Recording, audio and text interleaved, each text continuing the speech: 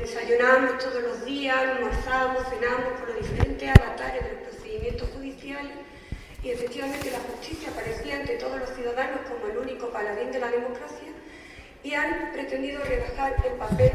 de preponderancia de la justicia, pero hasta el punto de que parece hoy que no ocurre nada, cuando siguen existiendo casos de corrupción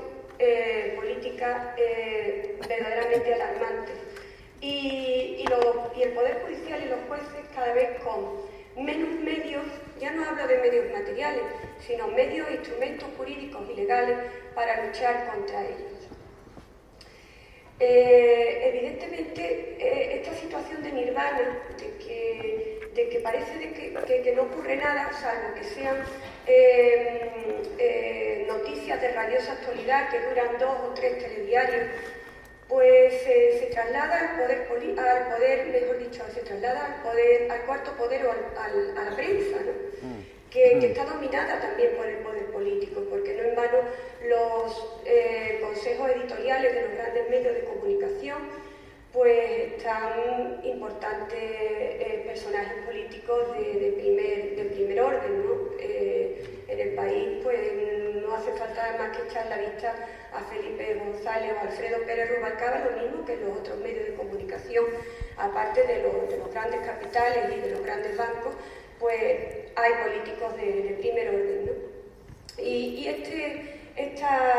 medios de comunicación, que son los que tienen la obligación y la gran misión pues, de informar a la sociedad, de crear opinión, pues últimamente, precisamente por la instrumentalización tanto de la justicia como de la prensa por parte del poder político, pese a todo, porque nos pesa enormemente, pues estamos en una situación en la que parece que no ocurre nada y son precisamente los movimientos sociales como como muchos otros que se están produciendo, los que efectivamente estamos dándonos cuenta que algo pasa en el equilibrio de poderes, que efectivamente se está tratando de politizar absolutamente al Poder Judicial. La independencia del Poder Judicial está absolutamente en crisis, y si está en crisis el Poder Judicial, está en crisis nuestro Estado de Derecho. Con esta situación el camino está servido, y está servido para que el Poder Político pues literalmente robe al Poder Judicial su principal fuente de legitimación, que es, aparte de defender la libertad y los derechos de los ciudadanos, pues es controlar al Poder Ejecutivo, algo que está constitucionalmente protegido en todos los estados democráticos de nuestro entorno. Y el camino está servido en nuestro país a través, me refiero fundamentalmente a la jurisdicción penal, a través de 2 grandes leyes o 2 grandes reformas legislativas, mejor dicho. Las últimas reformas que se han producido, la Ley de Enjuiciamiento Criminal, la Ley 41/2015 y la Ley Orgánica 13/2015, que efectivamente han producido una auténtica revolución dentro de lo que considerábamos el procedimiento judicial, hasta entonces conocido, por la atribución de grandes poderes al Ministerio Fiscal, poderes, lógicamente, absolutamente mediatizados por el poder político, porque no olvidemos que el Ministerio Fiscal pues, está nombrado por el Gobierno, y luego con el anteproyecto que se nos viene encima de la Ley de Enjuiciamiento Criminal. Pero no quisiera referirme a estos 2 temas, todos importantes temas, sin poner de manifiesto los problemas que desde siempre ha tenido el Poder Judicial. En primer lugar, el Consejo General del Poder Judicial. El artículo 122.3 de la Constitución establece que el Consejo General del Poder Judicial, que es un órgano que se crea para garantizar la independencia del Poder Judicial, está constituido por el presidente del Tribunal Supremo y por 20 vocales. Sin embargo, curiosamente, de estos 20 vocales, solamente 12 son jueces. El resto de los vocales del Consejo General del Poder Judicial, los 8 restantes, son elegidos por el Congreso, 4 por el Congreso y 4 por el Senado, entre juristas de reconocido prestigio con 15 años de antigüedad y por una mayoría, elegidos por una mayoría reforzada de 3/5. Esto hoy en día no tiene ninguna justificación. Efectivamente, en aquel momento, con la Constitución de 1978, podríamos encontrarle alguna, quizás pues por la suspicacia que esa recién estrenada democracia podía tener respecto de la concentración de poder, por ejemplo, en los militares, en las fuerzas y cuerpos de seguridad del Estado, incluso en el propio Poder Judicial. Nos da miedo todo un Poder Judicial o todo un Consejo General del Poder Judicial constituido por jueces. Bueno, esta puede ser una interpretación. La interpretación buenista que se dio en la época era ¿por qué no aprovechar las experiencias doctrinales que podía aportar pues, los catedráticos y los juristas que en aquella época había de reconocido prestigio para el funcionamiento del Consejo General del Poder Judicial?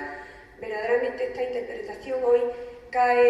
hace aguas por todos lados, cae por su propio peso. Porque igual que no hay jueces en el Consejo Fiscal, igual que no hay jueces en el Colegio de Abogados, a pesar de que los jueces somos juristas de reconocido prestigio por nuestra trayectoria profesional, no porque seamos más o menos conocidos, igual que no hay jueces en los consejos rectores de las universidades, pues no debe de haber elementos extraños a los jueces dentro del Consejo General del Poder Judicial. Porque efectivamente los jueces somos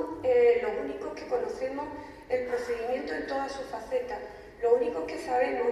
efectivamente cómo un juez actúa y cómo debe actuar, y todo lo que un ciudadano espera del sagrado derecho a la tutela judicial efectiva. Y si además queremos añadir al Consejo General del Poder Judicial esas experiencias doctrinales o esas opiniones doctrinales que serían muy bienvenidas, pues tan fácil como hacer uso de esa potestad reglamentaria que tiene el Consejo General del Poder Judicial y efectivamente introducirla mediante informes externos, pero para eso no es necesario politizar al Consejo General del Poder Judicial, que es un órgano, insisto, creado para la independencia judicial y no para el control de los jueces, que es lo que se ha convertido hoy. Pero si verdaderamente es preocupante la composición original del Consejo General del Poder Judicial, mucho más preocupante es aún la selección de los miembros judiciales del Poder Judicial, que ya se quedó en manos de las leyes orgánicas del Poder Judicial. La primera ley orgánica que hubo, la Ley Orgánica 1/1980, con buen criterio, establecía que los miembros judiciales serían elegidos por los jueces y magistrados. Sin embargo, con la llegada del PSOE al gobierno, en el año 1985, pues se produjo otra auténtica revolución y una auténtica injerencia absolutamente insoportable del poder político dentro del Poder Judicial, porque los miembros judiciales, es decir, los vocales judiciales del Consejo General del Poder Judicial, pasarían a ser elegidos también por el Congreso y el Senado. De tal manera que lo que nos encontramos ahora, y eso es lo que se mantiene en la actualidad, es que el Consejo General del Poder Judicial es un mini parlamento, de tal manera que los partidos políticos se distribuyen el nombramiento de los vocales en función de un reparto de cuotas según la preponderancia o importancia política que cada partido tenga dentro de las cámaras, y esto evidentemente no tiene nada que ver con el Poder Judicial y constituye un peligro absolutamente inexorable para la independencia judicial, porque no se queda en el Consejo. Si solamente se quedara esta injerencia del poder político en el Consejo, bueno, pues sería algo verdaderamente lamentable y bochornoso, pero no pasaría de ahí, sino que se extiende a las más altas esferas de nuestra jerarquía judicial. Efectivamente, esta injerencia del poder político a través de los vocales nombrados por los partidos políticos, que no son vocales normalmente, digo normalmente porque habrá casos excepcionales, ¿no?, nombrados pues por su ejemplaridad, sino lógicamente por la maleabilidad o docilidad que puedan demostrar pues ante los partidos políticos que los nombran, ¿no?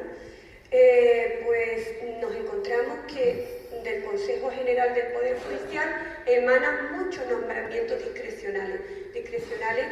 que lógicamente no responden a criterios objetivos de buen trabajo jurisdiccional, tanto en calidad como en cantidad. Así, son nombramientos discrecionales, pues el presidente del Tribunal Supremo, que es a su vez presidente del Consejo General del Poder Judicial, el vicepresidente del Tribunal Supremo, los presidentes de sala, los propios magistrados que componen las salas del Tribunal Supremo, el secretario del Consejo General del Poder Judicial, el vicesecretario del Consejo General del Poder Judicial, el director del gabinete técnico, que es el que tiene que coordinar el asesoramiento jurídico a los magistrados de sala en los diferentes asuntos jurisdiccionales, luego los presidentes de los tribunales superiores de justicia, que son a su vez presidentes de la Sala de lo Civil y de lo Penal, de los TSJ, de los tribunales superiores, que a su vez son los encargados de nombrar como instructores o encargadas, la Sala de lo Civil y Penal encargada de nombrar instructores pues, a aquellos jueces para instruir los casos de corrupción política que se produzcan en las comunidades autónomas donde haya políticos pues, que efectivamente estén investigados por ese tipo de delitos y gocen de aforamiento. Luego, estas salas de lo civil y de lo penal pues serán presididas lógicamente por el presidente del Tribunal Superior de Justicia, pues serán las que dentro de poco, cuando empiecen a funcionar las salas de apelaciones, pues vean las apelaciones de las sentencias dictadas por las audiencias provinciales de aquellos casos de corrupción política donde los políticos han renunciado pues, por intereses personales o particulares pues, a su aforamiento. Seguimos más, es decir, los presidentes de sala de los tribunales superiores de justicia también son nombrados discrecionalmente. Aún más, un tercio de los magistrados de la sala de lo civil y penal son nombrados a través de una terna por el Consejo General del Poder Judicial, a través de una terna que proponen los propios parlamentos autonómicos, entre juristas de reconocido prestigio. Esto es algo que verdaderamente para un juez, para un fiscal,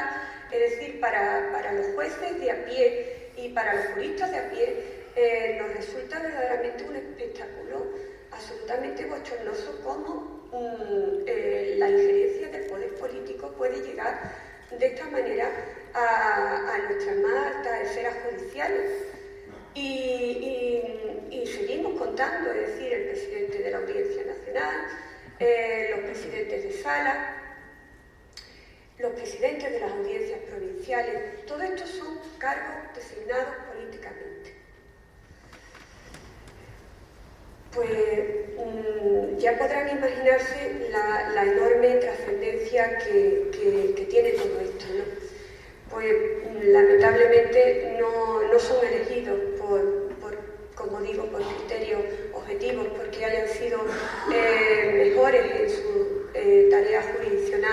sino porque efectivamente sean más dóciles a los partidos políticos que en determinadas ocasiones estén en el gobierno o según los pactos políticos que haya entre ellos, ¿no? Luego, el otro gran problema que siempre ha tenido la independencia judicial ha sido la falta de autonomía presupuestaria. La falta de autonomía presupuestaria para la cual no sería necesario ni siquiera acudir a una reforma constitucional, sería tan fácil como proponérselo mediante una ley, igual que lo tiene el Tribunal de Cuentas, igual que lo tiene el Tribunal Constitucional, igual que lo tiene el Consejo de Estado. ¿Cómo es posible que el Poder Judicial, que constituye uno de los pilares fundamentales de nuestro Estado democrático, es decir, uno de los poderes de nuestra democracia, no tenga autonomía financiera? Que tengamos que seguir ver este espectáculo tan lamentable, ver cómo nuestros principales representantes tengan que estar pues al calor de los partidos políticos, siguiendo bueno, pues ese baile que ese son absolutamente embriagador de los partidos políticos, limosneando fondos para hacer aquello, para hacer esto, con una justicia que efectivamente está en la actualidad sin medios, pero que hemos demostrado que somos quizá una de las instituciones públicas que con menos medios pues hemos resultado ser más eficaces. Sería tan fácil como, evidentemente, proponérselo mediante una ley y luego tan fácil como llevarlo a la práctica de la siguiente manera. El Consejo General del Poder Judicial y el Consejo Fiscal, porque no olvidemos que el Consejo Fiscal forma parte, es decir, el fiscal forma parte, la Fiscalía forma parte del Poder Judicial, pues se reunirían cada año para establecer un anteproyecto de gasto de lo que lógicamente conllevaría el ejercicio de la función jurisdiccional cada año, de lo que conllevaría el ejercicio de la acusación pública, los procedimientos judiciales, y con ello pues se establecería una reunión de expertos, como se ocurre en todos los ministerios y en todos los organismos autónomos, con representantes en materia presupuestaria del Ministerio de Economía y Hacienda y los representantes que designara el Consejo del Poder Judicial y asimismo el Consejo Fiscal. De esta manera se establecería el techo de gasto. Por supuesto, lógicamente, intervención tendría también el Ministerio de Justicia, a los solos efectos, opino yo, que para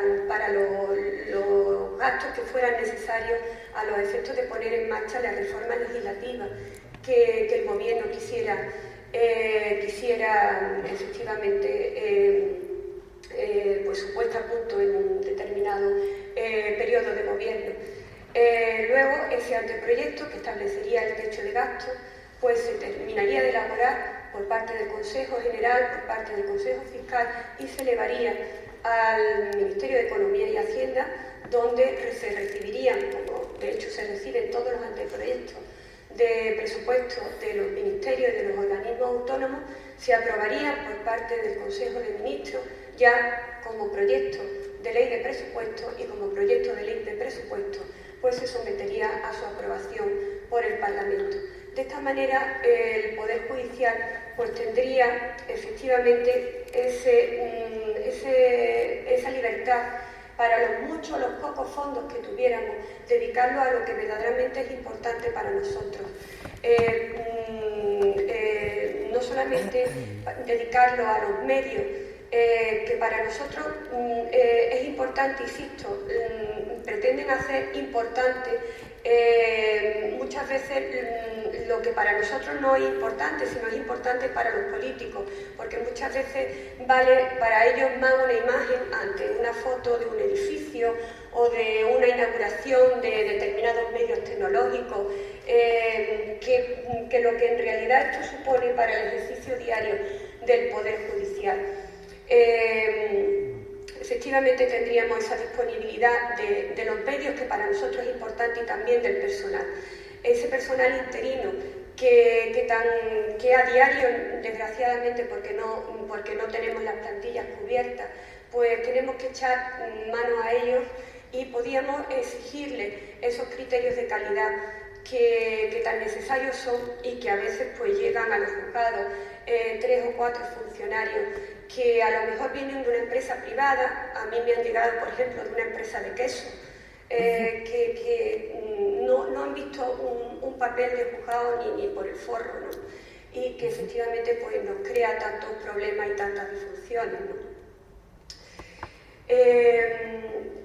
Sin autonomía presupuestaria, el Poder Judicial seguirá siendo lo que el Gobierno central y los gobiernos autonómicos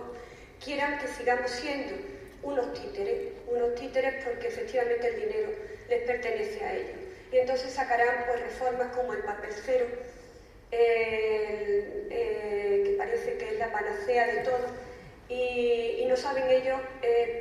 pues la verdadera distorsión que eso genera al ejercicio diario del Poder Judicial. Es decir, tener que verse procedimientos judiciales que a lo mejor tienen 100 y pico de tomos, pues en un CD, dejándonos la vista para tratar de encontrar un documento en ese mamotreto de miles y miles de folios, de millones de folios, a través de una pantalla de ordenador, porque se han empeñado en que ahora pues, es moderno que el papel no exista, cuando esto en realidad lo único que va a conllevar es que nos tengamos que sacar de ese CD para poder estudiar pues, los tomos que efectivamente no hagan falta. Son reformas que absolutamente son inútiles, pero que venden como si fuera pues, el gran remedio del Poder Judicial. Y esto es simplemente pues, porque no tenemos autonomía financiera. Y esto es simplemente un ejemplo. La falta de autonomía financiera es lo que hace que además se tengan que pervertir, incluso, permítanme la expresión, prostituirse, entre comillas, las asociaciones judiciales que nacieron pues, con un objetivo mucho más limpio, mucho más diáfano, que era lógicamente proteger al colectivo, los derechos del colectivo judicial, pero lógicamente proteger la independencia judicial y el funcionamiento y los defectos que a diario vemos en el funcionamiento normal del ejercicio jurisdiccional. Y sin embargo, pues en esta carrera sin fondo, pues ellos participan pues, de esa zanahoria que le va poniendo el político, y lógicamente lo que intentan pues, en ese intercambio de intereses es conseguir que sus cargos pues, ostenten la mayor representación posible en esas altas jerarquías judiciales a las que antes nos hemos referido, que dependen, como he dicho, no de la ejemplaridad del trabajo ejemplar, sino pues del que más relaciones sociales o políticas pues tenga. Efectivamente, si tuviéramos esta autonomía financiera, pues podríamos asistir a una regeneración de las asociaciones judiciales. Yo, que no pertenezco a ninguna, puedo hablar con cierta objetividad, para que efectivamente allegaran a esas asociaciones judiciales personas del mundo judicial y del mundo jurídico pues, de auténtico prestigio. El último gran problema, lo digo por acotar un poco, porque si no esto sería una charla interminable. El último gran problema que siempre ha tenido el Poder Judicial y la independencia del Poder Judicial, pues ha sido el Ministerio Fiscal. Y no lo digo, bien lo sabe Dios, que no lo digo por el trabajo de los fiscales, que son grandes profesionales que luchan diariamente por hacer cada día mejor su trabajo como nosotros los jueces, ¿no? Y los abogados y cada uno en su esfera, sino porque el artículo 124 de la Constitución pues establece unos principios, el principio de unidad de actuación y el principio de dependencia jerárquica, y porque también establece dicho precepto constitucional que el fiscal general del Estado pues será nombrado por el Gobierno. El fiscal general del Estado nombrado por el Gobierno, pues lógicamente es el representante del Gobierno nada más y nada menos que en el Poder Judicial. Es quizás la mayor injerencia que podemos tener dentro de los procedimientos judiciales. Ya no es en el ámbito del Consejo, sino dentro de los procedimientos judiciales. Y esto es realmente muy grave, sobre todo cuando se trata de delitos contra la Administración o de luchar contra, o más claramente, delitos contra la corrupción. Nos encontramos con que el fiscal general del Estado, pues lógicamente es el que da las directrices, y no solamente da las directrices, sino el que nombra pues todos los fiscales de sala, tanto de los tribunales superiores de justicia, la sala de junta de fiscales y por supuesto los fiscales jefes de la audiencia provincial. Esto quizás esta falta de independencia y esta falta de imparcialidad del Ministerio Fiscal, derivada de la designación por parte del Gobierno del Fiscal General del Estado, y ahí el Fiscal Anticorrupción y el resto de las altas jerarquías del Ministerio Fiscal, pues la hemos visto hace bien poco, y hoy hemos visto el último capítulo, pues con el tema de la Fiscalía Anticorrupción. Yo lo planteo como hipótesis de trabajo porque yo no sé más de este tema que lo que han publicado los medios de comunicación, pero efectivamente los medios de comunicación nos contaban que el fiscal anticorrupción pues había coincidido cuando era fiscal de la Comunidad de Madrid pues con el señor Ignacio González, en su momento presidente de la Comunidad de Madrid, y que había sido uno de los que habían ejercido sus grandes influencias para que este fiscal jefe en su momento de la Comunidad de Madrid fuera nombrado finalmente como fiscal anticorrupción, y efectivamente así se consiguió. Había una excelente relación entre ambos. Yo no sé si de amistad, el caso es que efectivamente este señor tenía gran interés en que este hombre pues fuera, según ponen los medios de comunicación, fuera elegido el fiscal anticorrupción, y de hecho pues efectivamente se nombra y salta la Operación Lezo. La Operación Lezo, en la que está involucrado pues el antiguo presidente de la Comunidad de Madrid. El fiscal anticorrupción, en vez de dejar pues la investigación pues para que otros pudieran llevarla a cabo, porque lógicamente dentro de la Fiscalía Anticorrupción, pues aunque no esté previsto, que ya hablaremos luego más adelante de eso, ni un régimen de recusaciones ni una abstención, algo absolutamente ilógico, haberse puesto en un segundo plano, pues lleva a cabo en primera persona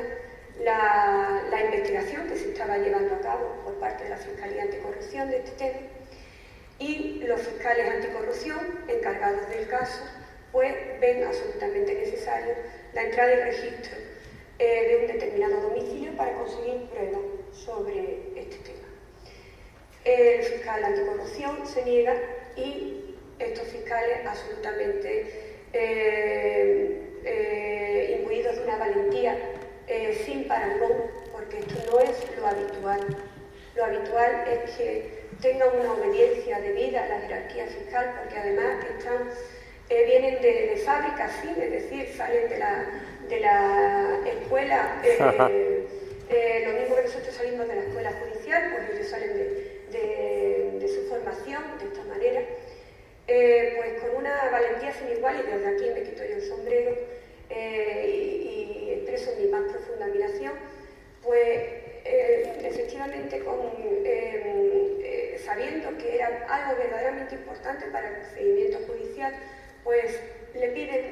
orden por escrito.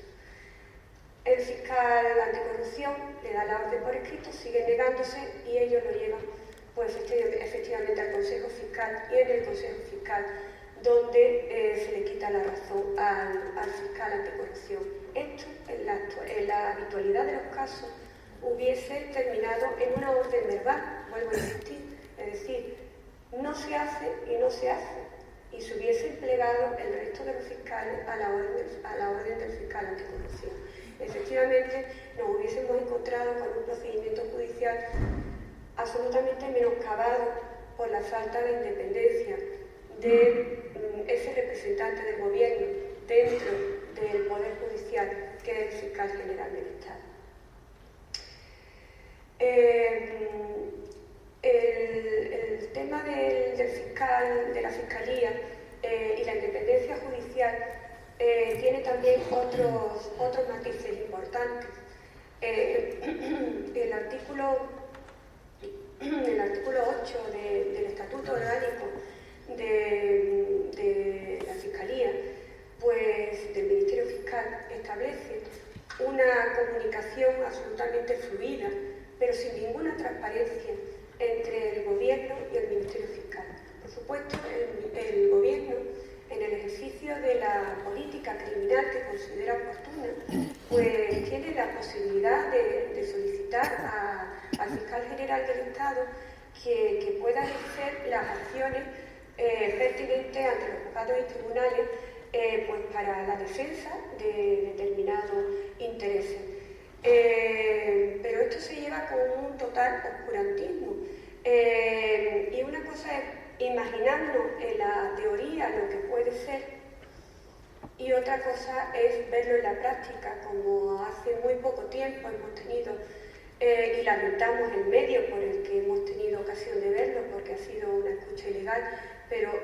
nos ha dado oportunidad a los ciudadanos, y por supuesto yo no lo justifico, nos ha dado oportunidad a los ciudadanos de verlo en la práctica, como un determinado ministro del Interior pues le daba órdenes a un fiscal general del Estado para que ejercitara una acción contra determinado político porque interesaba, ¿no?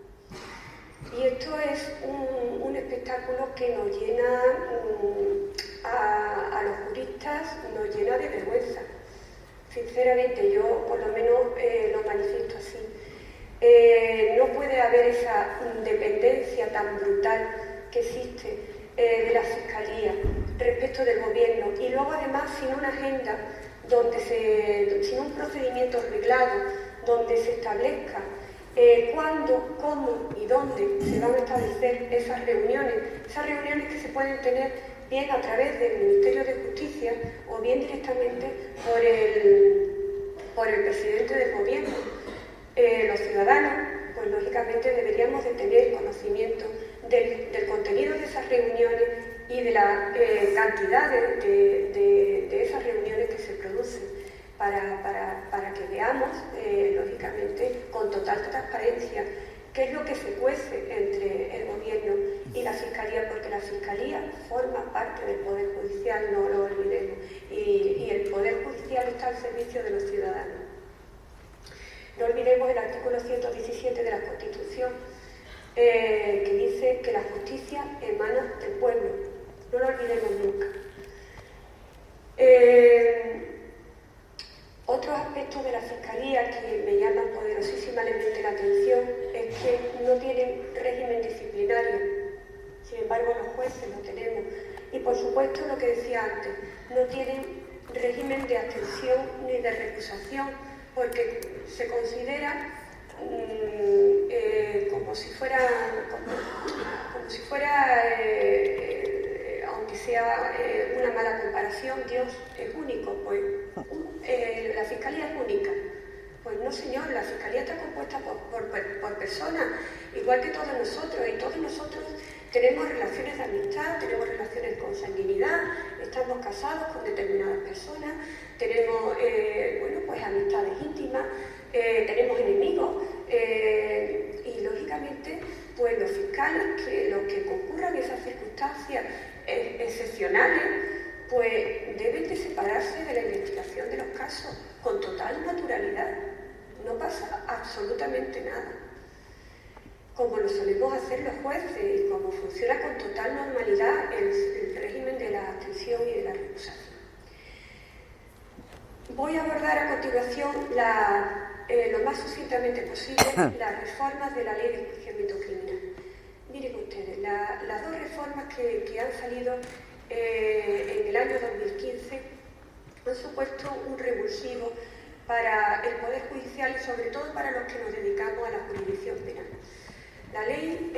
41/2015, aparte de echar por tierra el criterio de la conexidad,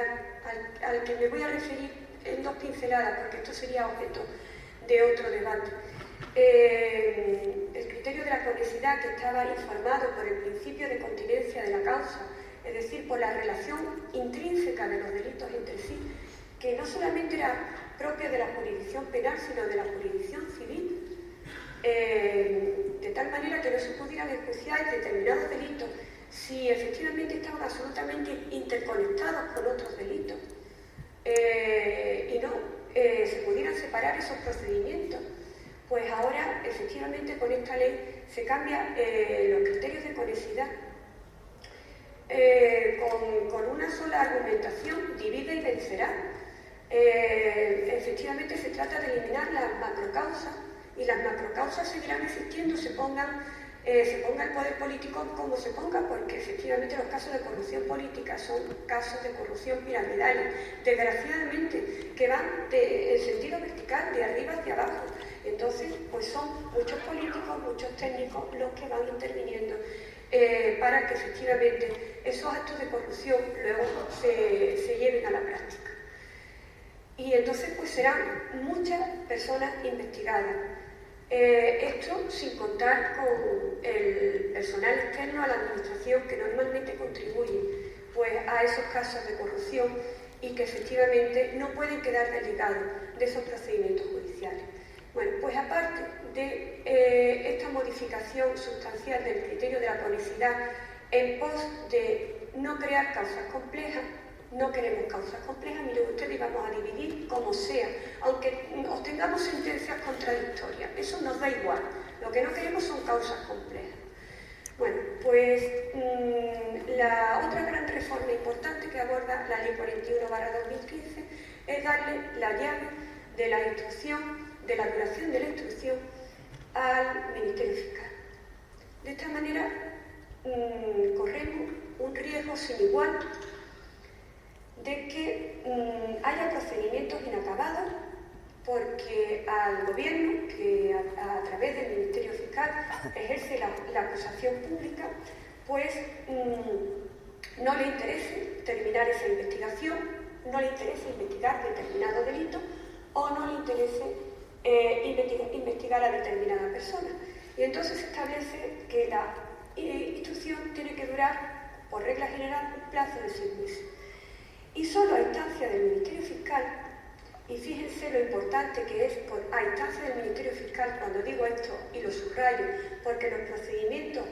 de corrupción política, lo normal es que solamente estén personados como acusaciones, la acusación pública, es decir, el Ministerio Fiscal,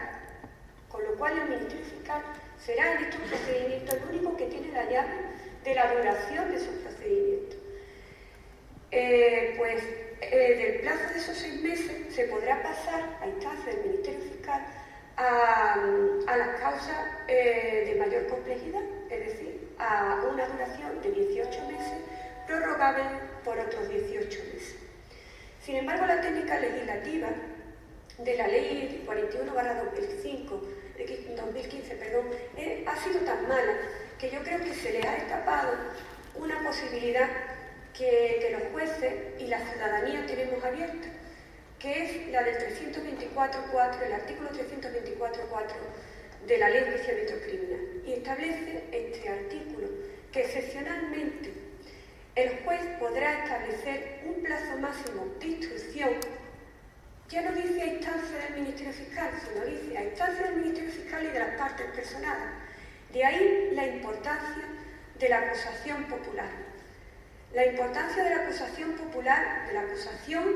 del fenómeno asociativo de los ciudadanos No olvidemos ese artículo 117, que la justicia emana del pueblo, y no olvidemos el artículo 101 de la Ley de Enjuiciamiento Criminal, que efectivamente establece y consagra el ejercicio de la acción popular en defensa de los intereses generales de la ciudadanía, de tal manera que efectivamente las acusaciones populares, ya sean personas físicas o ya sea asociaciones ciudadanas, podrán personarse, y de hecho pueden personarse, desde siempre en nuestros procedimientos judiciales, pero ahora hace más falta que nunca. Es decir, es nuestra única salida ahora mismo, tal y como está el patio, con esta independencia judicial tan tambaleante, gracias a la falta de independencia y de objetividad del Ministerio Fiscal, es nuestra única salida para la permanencia y la pervivencia de esos procedimientos judiciales que quedan a manos del Ministerio Fiscal su cierre. Es decir, si el Ministerio Fiscal dice que se acabó, se acabó. Y se quedarán sin investigar determinados señores y se quedarán sin investigar determinados delitos. Esto es realmente muy grave. Nada más que con que exista ese riesgo, y así está previsto en la ley, todos deberíamos de reaccionar. Está muy bien charlar, pero yo creo que mucho mejor es tomar conciencia del grave problema al que nos estamos enfrentando. Y además, mientras más casos de corrupción política hay, mayor poder se le da al Ministerio Fiscal, evidentemente, porque es el representante del gobierno y además el que va a poder poner en marcha esos acuerdos políticos que el partido del gobierno lleva a cabo con otros partidos políticos. Es decir, la política dentro, no ya del poder judicial, sino dentro, que es mucho más grave, dentro de los procedimientos judiciales, que serán implacables total y seguramente, y además eso lo veo yo cada día, son implacables con la persecución de los delitos comunes, con el pobre drogadicto que efectivamente, y tiene que ser así, que comete determinados delitos y comunes y que efectivamente deben ser castigados, pero que no tienen el mismo rasero, la misma tabla de medir, cuando efectivamente estamos ante casos de corrupción donde el investigado ya no es el pobre delincuente, sino el poderoso, el político de turno o la entidad que tiene pues intereses económicos que lógicamente se traslucen en determinados intereses políticos. Por consiguiente,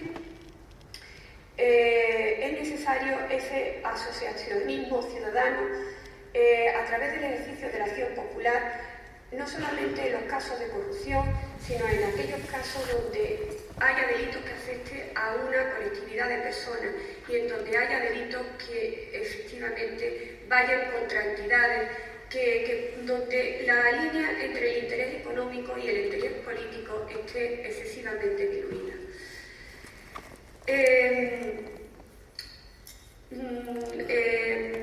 Me estaba refiriendo a la Ley 41/2015 y otra ley que tiene su misma fecha, la Ley Orgánica 13/2015, ha establecido también dos medidas también de extraordinaria importancia para menoscabar la independencia judicial. Una quizá menos llamativa, que sería la posibilidad de que, porque esta ley a lo que se ha dedicado es a regular, y de hecho hacía falta, las intervenciones telefónicas, telemáticas, la intervención de papeles, de correos, etc. Y ha establecido pues una regulación más sistemática que la ley de enjuiciamiento criminal que tenemos pues de 1885 era un auténtico caos, ¿no?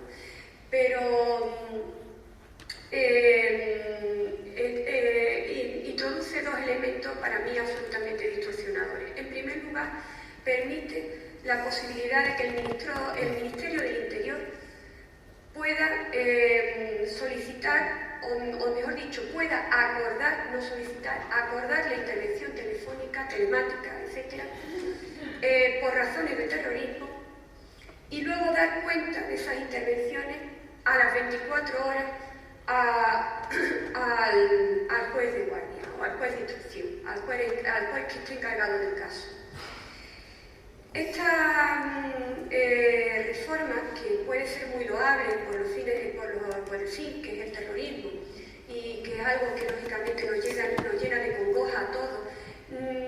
a mí como jurista me preocupa porque no hacía falta, porque siempre hay un juez y un fiscal de guardia, siempre,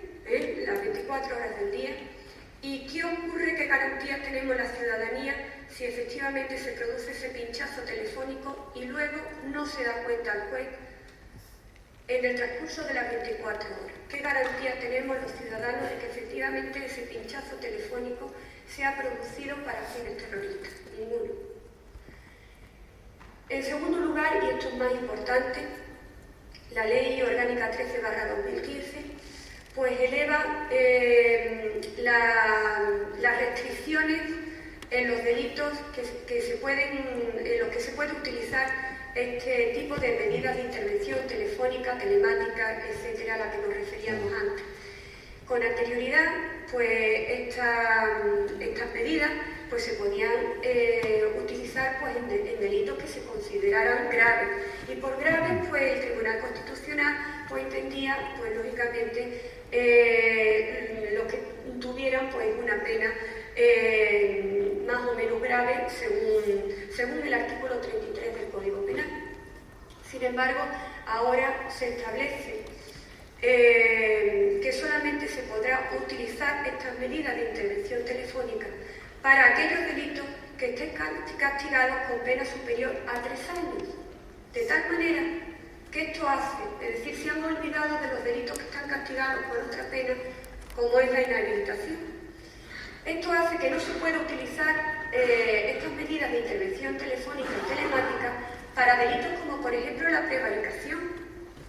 Delito que, absurdamente, desde mi punto de vista, pero bueno, con absoluto respeto al Poder Legislativo, no están castigados con pena de prisión, cuando el delito de prevaricación es la madre del cordero. Es decir, del delito de prevaricación emanan todos los demás delitos de corrupción, emana el cohecho, emana la malversación, y si efectivamente los jueces no podemos utilizar la intervención telefónica o la intervención telemática para perseguir delitos de prevaricación, se nos está atando de pies y manos. No podremos utilizarla en los delitos de prevaricación, no podremos utilizarla en los delitos de malversación con retorno de caudales, no podremos utilizarla en los delitos de tráfico de influencia, no podremos utilizarla tampoco en los delitos realizados por funcionarios y autoridades públicas en negociaciones que hayan tenido, negociaciones ilícitas que hayan tenido que realizar por razón de su oficio o cargo. Es decir, en grandes delitos que son los habituales en los procesos por y contra la corrupción. Con lo cual, esta ley que lógicamente salió del gobierno del PP y que se vendió a bombo y platillo como medida para, por un lado, agilizar la justicia, y fíjese en lo que se ha convertido el tema de la eliminación de la complejidad, cargando el tema de la conexidad, y por otro lado, medidas para luchar contra la corrupción. Vemos que estas dos leyes lo único que hacen es atarnos de pies y manos. A medida que más casos de corrupción hay, más cortapisas nos ponen a los jueces para luchar contra ella. ¿Y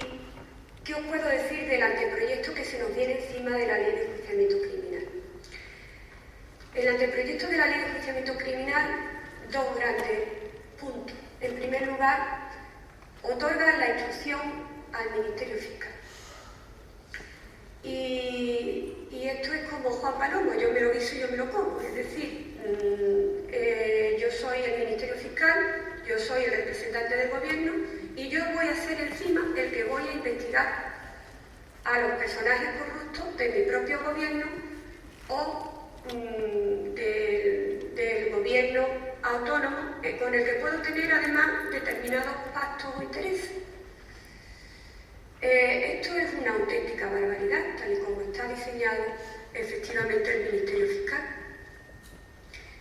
Si tuviéramos un fiscal absolutamente independiente, pues podríamos hablar de otra cosa.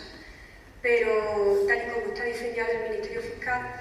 pues efectivamente a mí no me cabe la menor duda de que llevarán la instrucción adecuadamente cuando se trate de delitos comunes, pero que efectivamente será una investigación, o por lo menos correremos el riesgo de una investigación perversa cuando se trate de delitos contra la administración. Mientras tanto, ¿qué papel queda relegado el juez? Pues en un simple juez de garantía, el juez queda como una figura de piedra, limitado pues a ser el juez que va a decidir pues o que va a tener la última palabra en cuanto a la duración de los procedimientos, en cuanto al secreto de las actuaciones, en cuanto a la adopción de medidas cautelares, todo al margen completamente de la instrucción, como un personaje completamente al margen de la instrucción, porque de hecho las fuerzas y cuerpos de seguridad del Estado van a estar a las órdenes del Ministerio Fiscal, por supuesto no a las órdenes del juez. Y para, por ejemplo, determinada prueba preconstituida, para decidir pues la pertinencia de determinadas diligencias que hayan sido rechazadas al final de la investigación por parte del Ministerio Fiscal,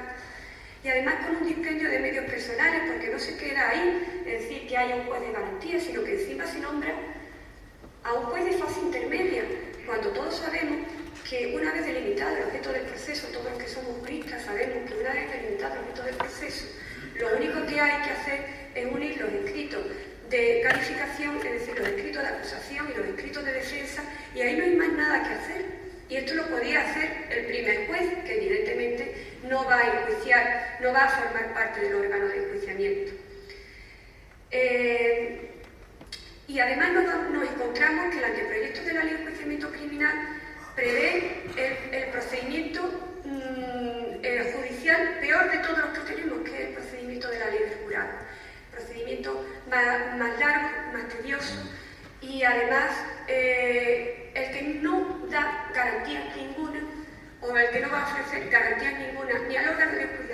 enjuiciamiento ni a la ciudadanía de que lo que se investigue vaya a llegar efectivamente a este órgano que vaya a enjuiciar. Porque miren ustedes, el fiscal investigará, tomará declaración a los investigados, ahora se llama investigados, antes imputados, porque parecía que el nombre era demasiado grosero, y tomará declaración a los testigos. Practicará cuantas diligencias entienda oportunas y acordará cuantos informes considere oportunos a la Policía Judicial. Sin embargo, solamente formará parte del testimonio que se incorpore al órgano de enjuiciamiento el auto de apertura, es decir, el auto donde se determine el delito por el que se va a enjuiciar, las personas que se van a enjuiciar y los escritos de calificación de las partes. Y a instancia de las partes, la prueba documental. No formarán parte de ese testimonio, es decir, de ese dossier, no formará parte ni los atestados que hayan instruido, ni los atestados ni los informes que hayan instruido la Policía Judicial. No formará parte ni las declaraciones de los testigos que se hayan tomado. Por supuesto, tampoco las declaraciones de los investigados. Tampoco las ratificaciones de los peritos. ¿Qué garantía se nos ofrece a la ciudadanía que lo que se ha estado investigando por el Ministerio Fiscal, que lógicamente está documentado, pero que no se va a pasar intencionadamente al órgano de enjuiciamiento, sea lo mismo que al final llegue a ese tribunal que tiene que enjuiciar definitivamente el delito? Nada más que el peligro de que efectivamente ocurra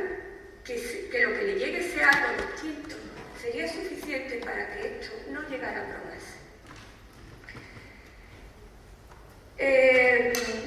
Luego, además, se establece un absoluto control por parte del Ministerio Fiscal de las noticias que se van a dar respecto de los procedimientos judiciales por parte del Ministerio Fiscal. A la policía y a la Guardia Civil pues se le va a terminar la posibilidad, se le veda completamente la posibilidad de poder informar a la opinión pública de aquellas operaciones policiales que estén llevando a cabo. Tengan en cuenta que las operaciones policiales se publicitan muchas veces por la Guardia Civil y por la policía. Yo que he trabajado muy codo a codo con ellos, muchas veces por razones de estrategia, nunca por razones de interés personal ni de colgarse las medallas, sino por razones de pura estrategia, del principio de oportunidad de la propia investigación. Pues ahora lo único que van a poder dar información limitada al objeto del procedimiento o al objeto de la cuestión que sea y a las partes intervinientes va a ser el Ministerio Fiscal como única información oficial.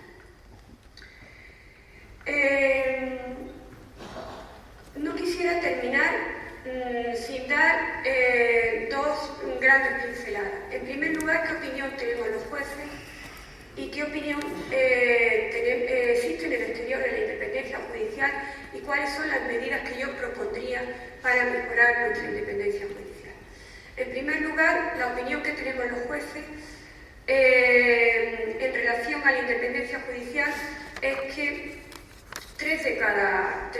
4 consideramos que el Consejo General del Poder Judicial en modo alguno garantiza aquello para lo que fue creado,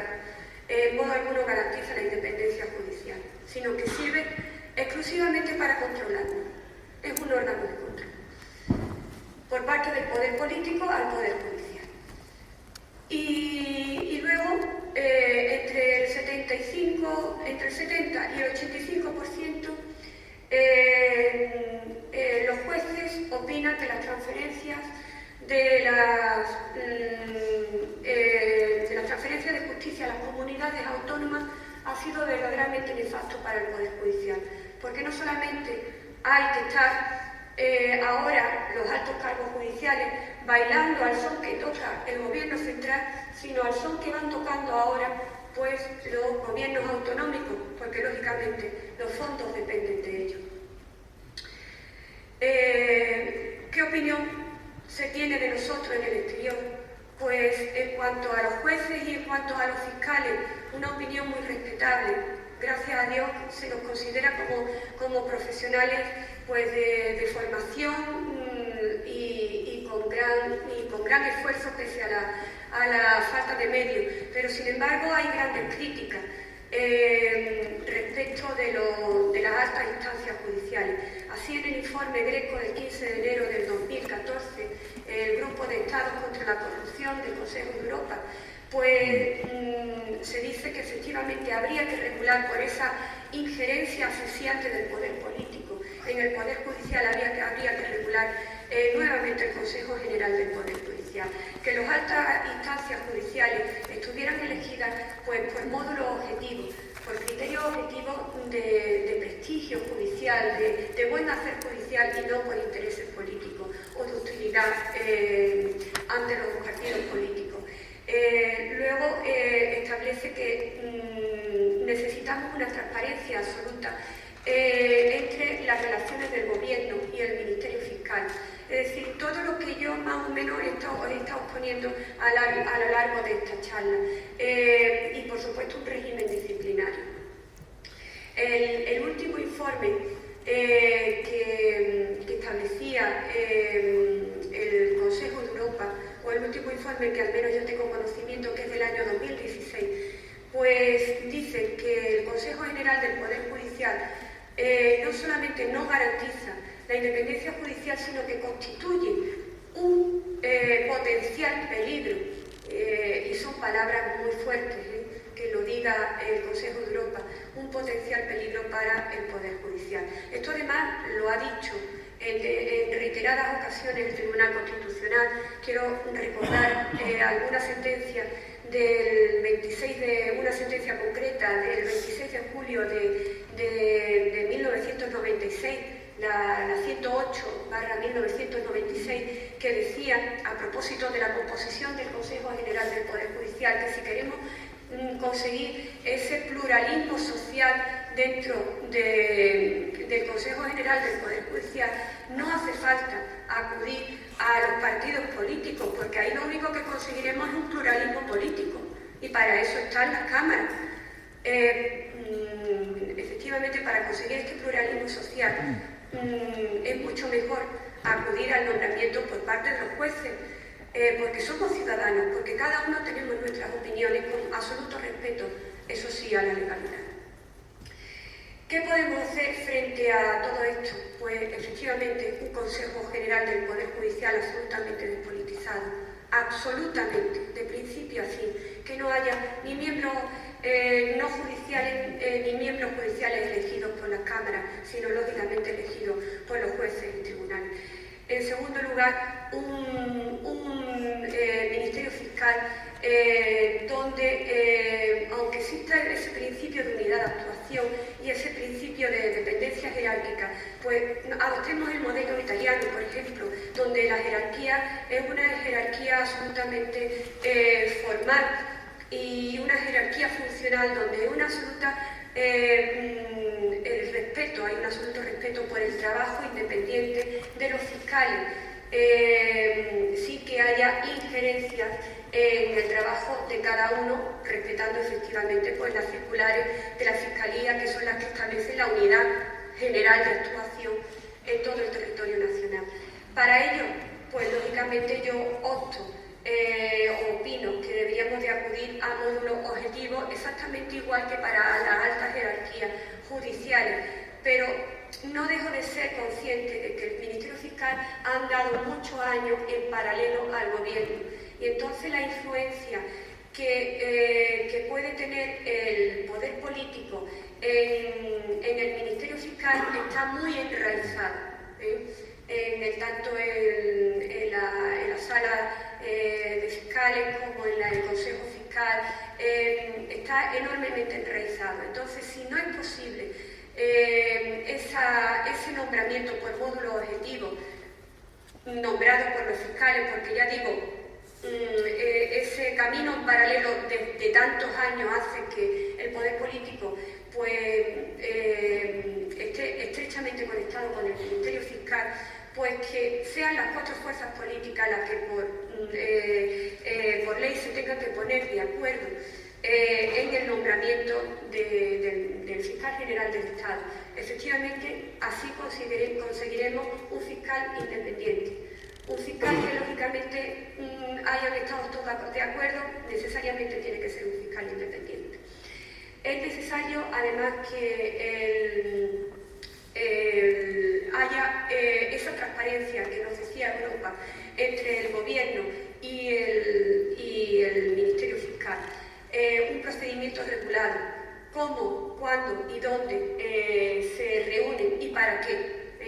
Y esto debería de ponerse de manifiesto mediante una dación de cuentas semestral ante la mesa del Congreso, que compareciera el fiscal general del Estado y efectivamente diera cuenta a los ciudadanos de esas relaciones con el Gobierno y de las principales actuaciones del Ministerio Fiscal en los grandes procedimientos judiciales de España. Luego, por supuesto, la autonomía financiera del Poder Judicial. Si no, seguiremos donde estamos, la hermana pobre y la que tenemos que seguir limoneando pues, para conseguir los medios y el personal necesario. Por supuesto, un pacto de Estado con la justicia absolutamente necesario, un acuerdo entre todos los partidos políticos, donde ningún procedimiento judicial sea moneda de cambio, que no deje de investigarse ningún delito o a ninguna persona por intereses políticos o por intercambio de favores. Por favor, esto es absolutamente necesario y lo estamos viendo todos los días donde los escritos de acusación del Ministerio Fiscal o incluso escritos de acusación de asociaciones o de acusaciones populares que son partidos políticos los que se personan en los procedimientos judiciales, porque yo lo que me refería era asociacionismo ciudadano, no a partidos políticos, pues estamos viendo cómo están dejando de acusar diariamente por delitos que son absolutamente evidentes, y se llegan pues a esos acuerdos pues, simplemente por intereses partidistas. Esto no ocurre con el resto de los ciudadanos, esto no ocurre con los delitos comunes, y esto es lo que hace que la justicia no sea igual para todos, que haya una justicia para los ciudadanos normales y para los poderosos. Es absolutamente necesario promocionar la acusación popular. La acusación popular, eliminando esa barrera, como ya he dicho, el asociacionismo ciudadano, eliminando esas barreras crematísticas que hoy sigue imponiendo la ley, incluso el Tribunal Supremo en esa jurisprudencia oscilante que tiene. El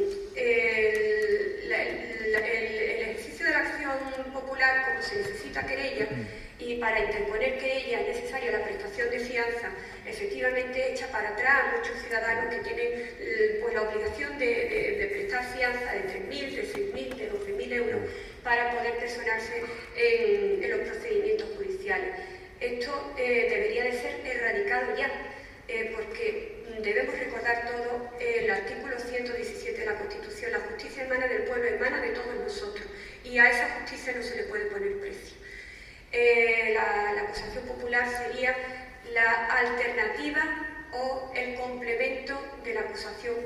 pública ejercida por parte del Ministerio Fiscal y la única garante para la pervivencia de los procedimientos judiciales en la situación en la que estamos. Hay tantas subvenciones que se conceden para cosas que en principio a los ciudadanos nos chocan.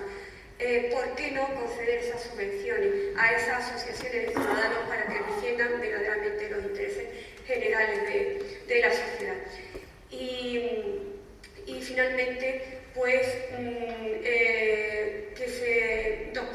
dos últimos apuntes. Que se regule el aforamiento.